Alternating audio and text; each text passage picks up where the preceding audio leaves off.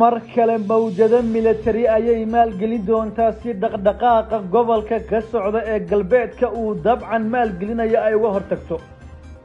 ruushka waxa uu qirayaa tallaabo kasta oo maangal ka dhigaysa xal u helidda xasarada gobolka in uu qaadi doono isagoo aan haba yaraatee cadaadiska caalamka ka imaanaya uusan cindigiisa gelin doonin wasaaradda amuraha dibadda ee waddanka ruushka ayaa fariin loo fasiran karo inay tahay hanjabaad u diray dalka Sweden oo shalay ku dhawaaqay inuu si rasmi ah arji xubinnimo ugu gudbiyay isbahaysiga difaaca ee NATO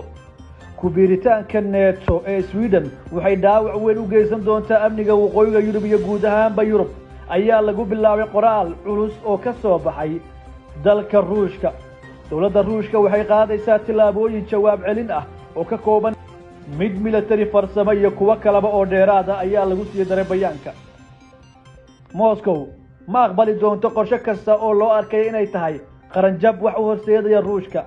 dunidu waan la soconaa daandaansigooda dareenkeenu waa mid jira oo muuqda caalamkana xal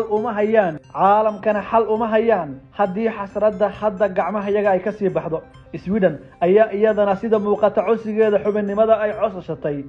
codsatay waxaa ka sii horeeyay Finland oo iyaduna si toos ah ruushka ugu sheegtay inay ku biirayso NATO Moscow waxaa gilgilaya mawjado maangal ka dhigaya inay qaado tallaabooyin xaaladda rogi karaya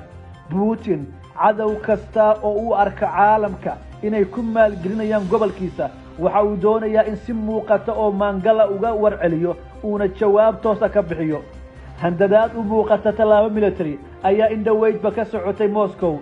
saraakiisha militariga Moscow waxaa laga soo xigtay Putin inuu qaatay go'aan qaraar oo wax weyn ka bedeli karaya amniga caalamka si gaar ah gobolka doonista isbahaysiga ku biiritaanka labadan dal waxay soo ifbaxday kadib markii ay arkeen cadaawadda culus ee Moscow uu ka qaaday markii Kiev ay go'aan ku gaartay ku biiritaanka isbahaysiga hadda Kiev waxay dhibano muuqda u tahay qorshaynta ay qarankeeda difaac adag iyo dayr ugu raadinaysay si ay ugu biirto NATO Moscow si lamida dareenkaas ayuu hadda u dirayaa labada xukuumadood ee carcarta muujinaya toddobaadadii ugu dambeeyay NATO waa u heelan tahay inay balaariso isbahaysiga balse quwadaha qaar weli dareen diidma ayay ka muujinayaan Erdogan hogaamiyaha Turkiga ayaa dhawaan si toos ah u sheegay inaanu marna meel marin doonin ogolaan doonin codsiga ku biiritaanka labadan dal ee NATO sababtoo ah waxa uu sheegay in labadan dal intooda badan lagu yaqaano siyaasado dhibaya horusocodka iyo horumarka Ankara sidaas awgeedna cadow kasta oo uu leeyahay Turkiga iyagu ay siiyaan gabaad loogu yeeray amni diblomaasiyadeed hadda labada dal waxay quudaraynayaan saraakiil sare oo diblomaasiyiin ah inay ka diraan labada caasimadood labadaas dal iyagoo ku sii jeeda Ankara si hogaamiyaha Turkiga ee diidmada kala hor yimid dalabaadkooda ay ugu qanciyaan ugu yaraan in xaaladda hoos loo xalliyo uuna ogolaado ku biiritaanka isbahaysiga difaaca dunida